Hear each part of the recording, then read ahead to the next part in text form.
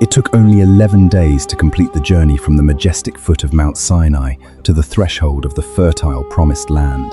11 days, an astonishingly brief period of time. This was not mere speculation or folk legend, but a clear and unambiguous truth, meticulously recorded within the pages of the Holy Bible itself. Yet, what proves profoundly unsettling and almost incomprehensible is this stark reality. The Israelites failed to enter that promised land after just 11 days. Instead, they became lost, wandering through the unforgiving desert for a grueling 40 years, a span of time nearly 1,300 times longer than initially intended. An entire generation perished, their lives ending beneath the scorching dunes of the desolate wilderness. These were the very people who had witnessed the 10 terrifying plagues unleashed upon Egypt, who had marveled as the Red Sea miraculously parted, and who had walked on dry ground between towering walls of water. In the end, they could not touch the very land God had promised them for generations. This poignant and tragic narrative is more than just astonishing. It is almost impossible for human reason to fully accept. How could a people, rescued by such monumental, universe-shaking miracles, lose their radiant future right at the precipice of hope? And what makes this even more agonizing is the chilling fact that this pattern continues to repeat itself in human lives today, albeit in vastly different forms. The core essence remains disturbingly unchanged. This is not simply a story about a journey that was excessively prolonged, becoming a tragic, self-defeating loop. More profoundly, it is an epic and yet a lament, a saga of inherent fear, proving stronger than the glorious memories of rescue, of smoldering old wounds that overpower even the brightest new opportunities, of individuals who, though physically freed from the chains of slavery, remain self-imprisoned in the dungeons of their own minds, living out the rest of their lives as captives. Consider how many people have been fortunate enough to escape dire poverty, only to carry a perpetual scarcity mindset throughout their lives, struggling and hesitant to truly enjoy abundance. There are those who have emerged from lives filled with pain, yet find themselves unable to release old fears, allowing them to insidiously creep in and dominate every decision, every step in their new lives. And then, there are generations who have been shown the way, who have witnessed grand miracles, who have been granted golden opportunities to change their destiny, but ultimately turn their backs on a bright future because, deep in their souls, they simply do not believe they truly deserve to step into a new horizon. It is for this reason that this story compels us to listen to its very end, not merely with our ears, but with our hearts.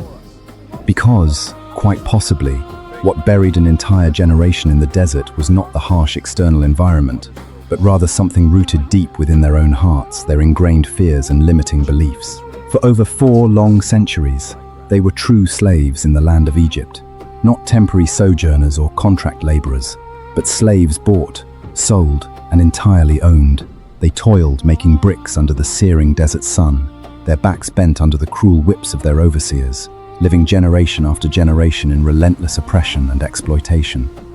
At the peak of this brutality, Pharaoh even commanded that newborn Hebrew boys be cast into the Nile, effectively drowning the future of an entire nation in its cold waters. Pause and reflect deeply on this. A people who had lived through generations in such a vortex of fear, loss, shame, and continuous humiliation would not merely be physically broken or exhausted. Their souls, their wills, even their very definition of self, would be molded and bent into the mindset of a slave, an insidious yet profound trauma passed down from parents to children as a bitter legacy. It made people accustomed to bowing in submission rather than raising their voices to demand rights, accustomed to enduring every injustice rather than believing they deserved freedom and a complete life. Then, at their darkest hour, God intervened. He raised Moses, a shepherd hiding in the wilderness, called him back, and used him as an instrument to deliver his people. 10 horrifying plagues descended upon Egypt, each a direct hammer blow against the self-proclaimed power of the era's mightiest empire, exposing the utter impotence of the Egyptian gods. The Nile turned to blood, thick darkness enveloped the entire land, and finally, the death of every firstborn, from human to animal. On that historic Passover night, the Israelites finally departed from Egypt. They left not with empty hands, but laden with the gold, silver, and precious jewels of the Egyptians, with a promising new future unfolding before them. But there is a painful truth, a paradox often overlooked when recounting this story. They had geographically walked out of Egypt, yet Egypt had not truly walked out of their minds, out of their hearts. Immediately thereafter, the first challenge emerged, clearly revealing this harsh truth. Pharaoh, the arrogant king, changed his mind and mobilized his entire mighty army in pursuit. Before them lay the vast, inescapable Red Sea. Behind them, the Egyptian army thundered closer, their armor and swords gleaming. And what was the Israelites' reaction? They did not recall the mighty power that had just rescued them with unimaginable miracles. They did not look up to ask for help from the one who had delivered them from their chains. Instead, they complained, they grumbled, saying they would rather remain slaves in Egypt forever than die tragically in the wilderness. After only a few days of tasting freedom, they began to idealize and romanticize their humiliating bondage. They behaved as if years of oppression and beatings were preferable to a moment of uncertainty, a moment that, despite its unknowns, was filled with promise. This is one of the most honest and thought-provoking pictures of human nature. So often, we are the same. We fear freedom, because freedom demands steadfast faith. It demands the courage to step into the unknown. We would rather retreat to familiar pain, to limitations that have defined us, than step forward into something better that we cannot yet fully control. Nevertheless, God still made a way. He sent a strong east wind to blow all night, causing the Red Sea waters to part, rising on either side like colossal walls. The entire nation of Israel miraculously passed through on dry ground. When the Egyptian army blindly plunged in after them, the sea immediately rushed back, engulfing and burying all from Pharaoh to the last soldier. That was not just a miraculous rescue, it was a decisive severing. The door back to Egypt was permanently sealed shut. There was no way to retreat.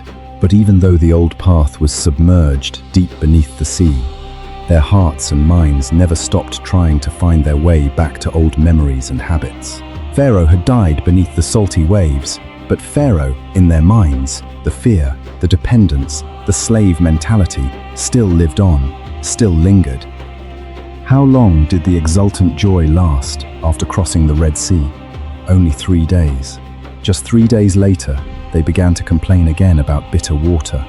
Then came the issue of food. They remembered the fragrant pots of meat in Egypt, as if they had lived at royal feasts rather than in forced labor. Human memory is truly strange.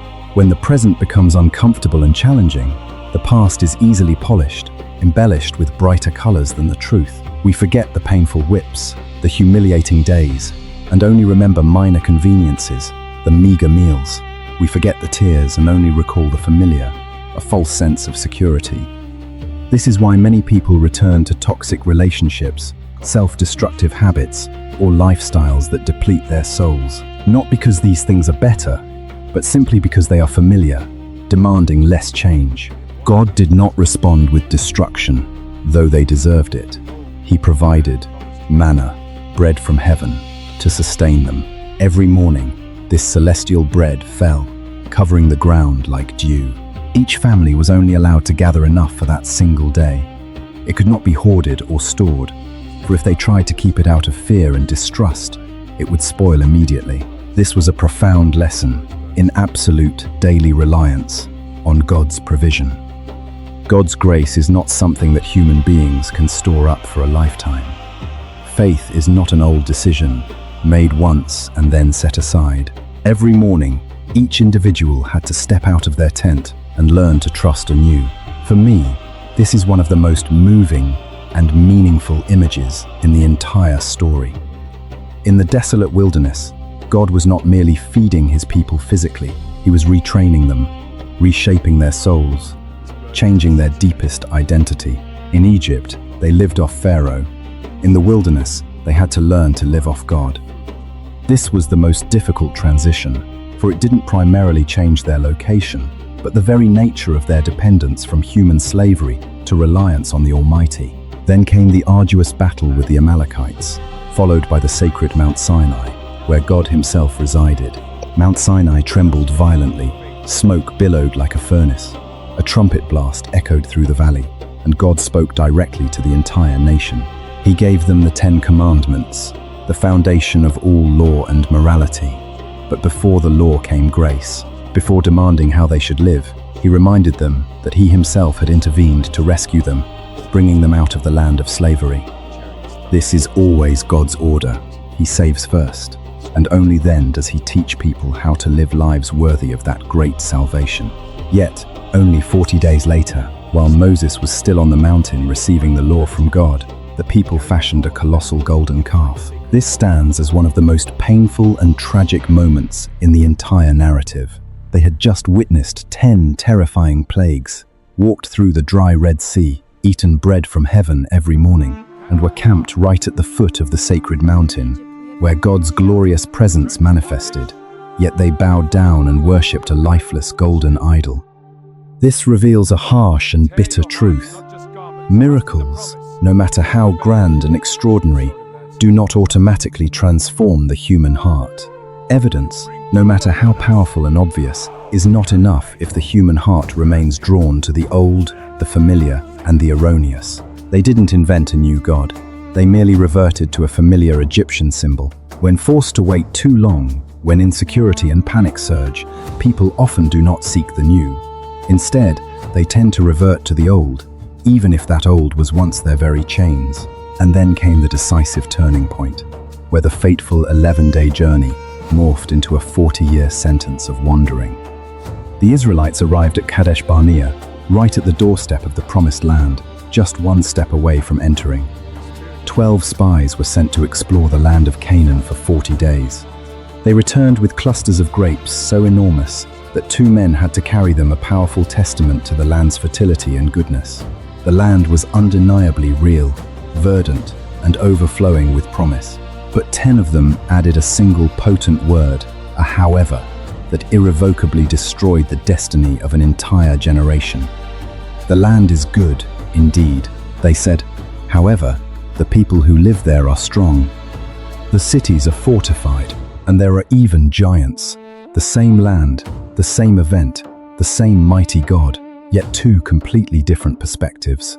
Joshua and Caleb saw opportunity, seeing the potential to conquer and possess. The 10 others saw only failure, danger, and impossibility. The most painful and shocking part was their declaration. We seemed like grasshoppers in their sight. This was no longer an objective military assessment of the enemy's strength. It was a profound identity crisis, a collapse of self-esteem and self-worth. After all that had transpired, after all the miracles and the great deliverance, they still viewed themselves as tiny, weak insects compared to the other nations. 400 years of slavery had imprinted itself so deeply on their minds that even the greatest miracles could not entirely erase that scar. And I believe this is precisely where this story pierces the human soul today.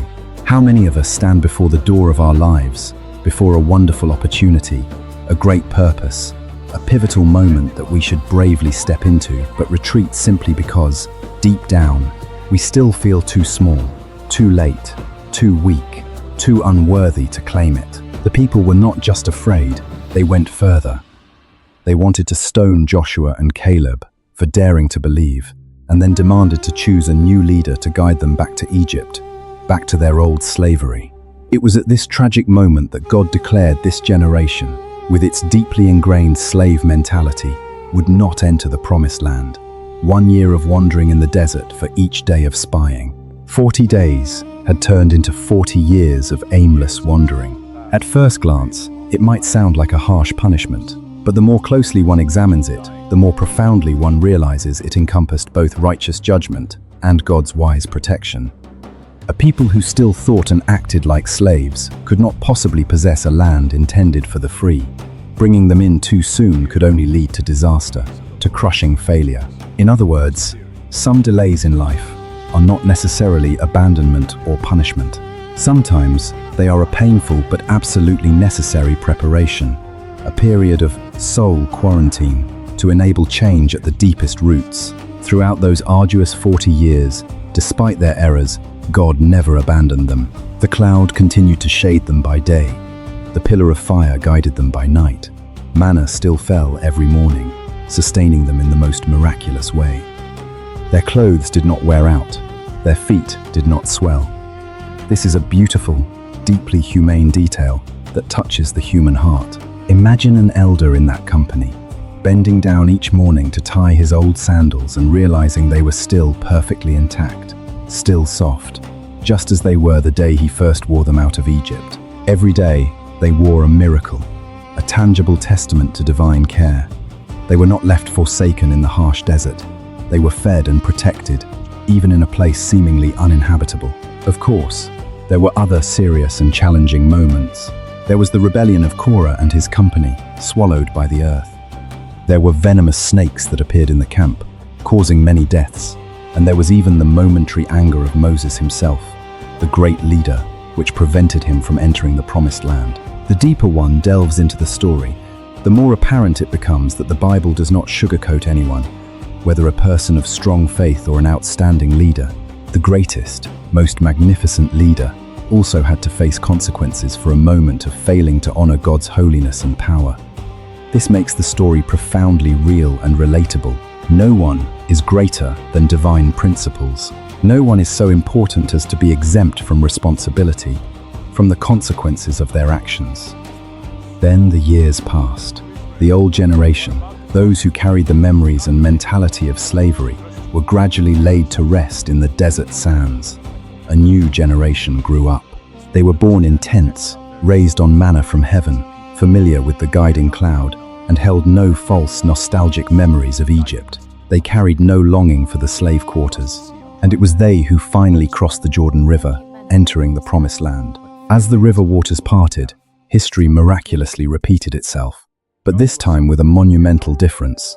They did not look back. The manna also ceased, for the period of preparation was over. They began to live a new, autonomous life in the land God had promised. And then there is Caleb, a character who perhaps moves me the most in the entire story. 40 years earlier, he was one of only two who dared to trust God's promise, daring to see opportunity instead of failure. 40 years later, at the age of 85, an age when one would typically desire to enjoy a peaceful retirement, to rest after so many years of hardship, he did not ask for a tranquil place to settle. Instead, he requested the very mountain where the giants resided, the place that had so terrified the previous generation that they retreated. Think about that. Many people age with fear, bitterness, and the fading of hope. Caleb, however, aged with a burning fire within him. The harsh desert did not diminish him. On the contrary, the wilderness forged him into a man more resilient and powerful than ever before. It was the same desert, but the complainers withered and died within it, while the faithful like Caleb emerged stronger, ready for new challenges. This is precisely why this narrative transcends being a mere recounting of an ancient historical event. It stands as a profound and vital reminder for every generation, particularly for those seasoned by life's varied experiences, who have tasted both its joys and its sorrows. They understand intimately that trials and tribulations, though often transformative, do not automatically elevate human character. Instead, challenges serve as a powerful mirror, reflecting and even amplifying the true essence of what lies within the human heart. If one's inner landscape is dominated by regret and resentment, then life's inevitable deserts will tragically become graveyards where dreams are interred. Yet, if a steadfast faith and an enduring spirit persist within, these same harsh deserts can be transformed into a refining crucible, a rigorous school that meticulously prepares one for a more beautiful, purposeful, and meaningful chapter of life yet to unfold. However, perhaps the story's most profound value resides in the invaluable legacy it bestows upon those who follow. A generation may indeed stumble, may lose its way, but if their hard-won lessons are meticulously preserved and thoughtfully transmitted, then future generations retain a vital hope, a chance to forge ahead further, and to wisely circumvent the repetition of past errors. This particular aspect is what truly resonates with me and prompts the deepest reflection.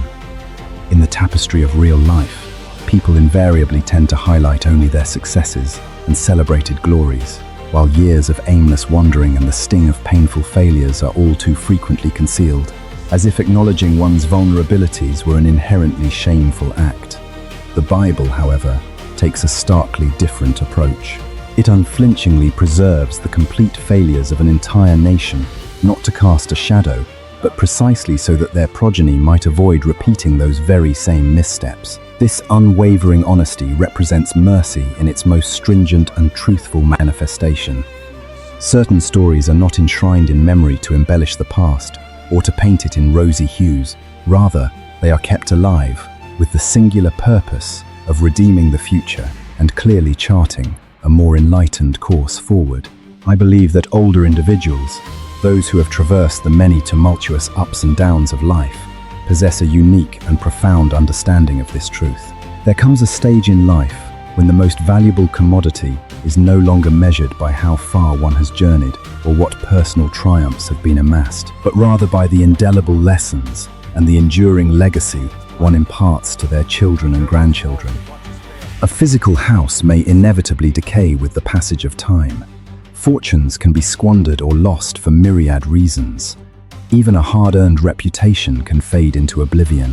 Yet, a lesson forged in the crucible of tears and profound regret, if imparted with wisdom and integrity, holds the transformative power to rescue an entire generation from years of wandering aimlessly and from the anguish of repeating costly mistakes. Perhaps this also explains why those who have personally navigated the harrowing deserts of their own lives often speak with fewer words, yet each utterance is remarkably weighty, imbued with the deep resonance of lived experience.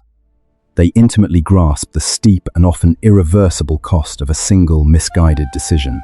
They comprehend the insidious danger inherent in dismissing the subtle internal warnings, the quiet murmurs of fear, or the persistent whispers of doubt within their hearts. Moreover, they understand profoundly that a life may not necessarily be derailed by a singular, catastrophic fall or a resounding public failure, but rather by the continuous, insidious yearning for Egypt for a past, however familiar, that was ultimately defined by chains and bondage, even as God Himself is actively unfolding a brand new path, a vibrant and promising future stretching out before them. What truly disquiets and troubles me most deeply is not the simple fact that the Israelites experienced fear. Indeed, fear is an inherently human and primal instinct. Rather, the truly terrifying aspect lies in their crucial decision to permit that fear to become the ultimate, decisive voice, the one that irrevocably dictated their collective destiny. They allowed their present harsh circumstances to drown out the magnificent promises of God.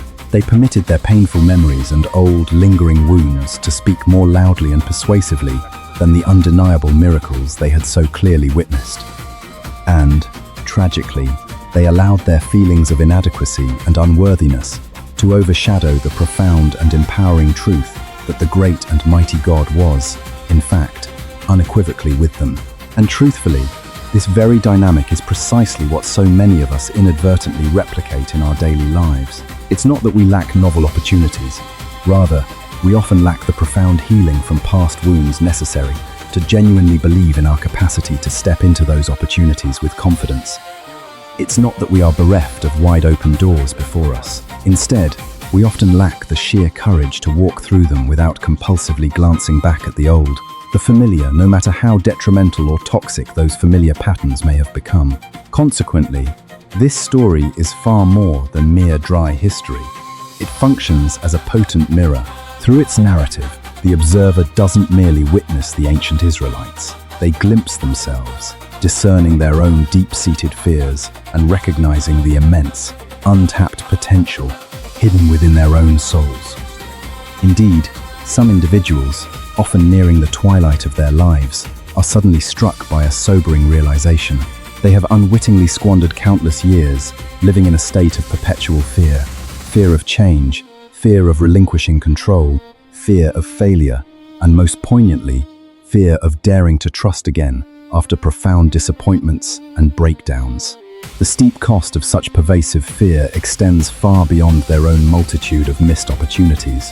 it often casts a heavy shadow, leaving profound and arduous consequences for those who follow.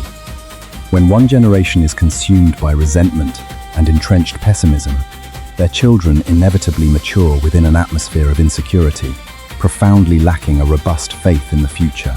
Conversely, when a generation remains fixated on regretting the past, the subsequent generation will find it exceedingly challenging to cultivate the forward-looking vision required to construct a vibrant and novel future. Conversely, consider the profound impact when just a single individual dares to maintain unwavering faithfulness, much like Caleb, courageously keeping their gaze steadfastly fixed upon the promises of God. In such a scenario, the legacy they bequeath is utterly distinct. It is not a legacy steeped in bitterness or paralyzed by fear, but rather an enduring inheritance of unshakable faith, resolute courage, and boundless hope. Ultimately, the very stones erected by the Jordan River transcend their role as mere historical markers, signifying the conclusion of a long, arduous wandering. They stand as a powerful and eloquent testament for all future generations, bearing witness to a time when God, with divine intervention, once again parted the waters, guiding his people through what had appeared to be an utterly impassable barrier. Yet, for me, the profound significance of these stones extends even deeper. They serve as an eternal, poignant reminder that memory itself must be carefully and correctly preserved. If we cling solely to the memories of pain and old wounds, humanity will inevitably live in a perpetual state of defensiveness and fear. But if we consciously choose to recall and cherish the memory of God's immense faithfulness, then an indomitable inner strength will well up within us, empowering us to press onward and confront every challenge with resilience. A nation simply cannot thrive by dwelling exclusively on its old wounds. The same truth applies to a family, and it applies equally to the journey of a single human life. Perhaps this, then, is the profound way each of us ought to navigate the latter years of our lives, or indeed, its most tumultuous and demanding chapters. It's not about living in denial of our personal deserts, nor about striving to obliterate the memory of our hardships. Instead, it's about deliberately choosing to transform that very desert into a living monument of God's enduring grace, a vibrant, irrefutable testimony to his unwavering faithfulness. We should live so that, when we eventually reflect upon our journey, we can authentically declare to our children and grandchildren, "This was the place where I once believed I could no longer endure, where I yearned to abandon everything, yet God sustained me through every single day, with every precious breath. This was the place where overwhelming fear compelled me to long for the old, the familiar, but where I ultimately learned to press on, to bravely step forward. This was the place where I finally comprehended that true freedom does not commence when physical shackles are struck from one's hands, but rather when the mind ceases its bowing, liberating itself from the suffocating captivity of a painful past."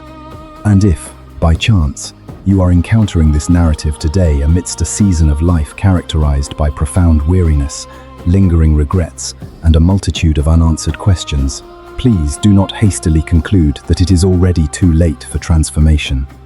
As long as you possess the capacity to discern and embrace the lesson, hope remains vibrantly alive. As long as a family still chooses to courageously recount the magnificent faithfulness of God, rather than merely rehashing their own failures and disputes, then their future holds the miraculous potential to be dramatically reshaped. And as long as an individual dares to lift their head with the resolute spirit of Caleb at 85, proclaiming, "I still possess the strength to press onward, to conquer new mountains," then rest assured, the desert has not yet spoken the definitive, final word concerning your destiny. My most profound aspiration, following the sharing of this story, extends far beyond a momentary emotional stirring in the audience. What I truly yearn for is for each listener to genuinely pause, to quiet their spirit, and to pose a deeply frank and honest question to themselves. Is my life truly advancing towards the promised land, or am I still, perhaps subconsciously, yearning for Egypt for its familiar chains and the deceptive comfort of the past? For, in countless instances, the pivotal distinction between a life that is ultimately fulfilled and one that tragically wanders astray is not found in external circumstances. Rather, it resides squarely in which inner voice we choose to heed and trust, and which voice we permit to daily shape the very fabric of our thoughts and actions. If this profound story has resonated deeply with your spirit, I urge you to hold it close within your heart for a long time. Share its wisdom with your cherished loved ones, with your children and grandchildren, ensuring its legacy endures. Consider sending it to anyone you know who might be feeling weary, adrift, or standing hesitantly before a new door brimming with potential, yet paralyzed by fear of stepping through.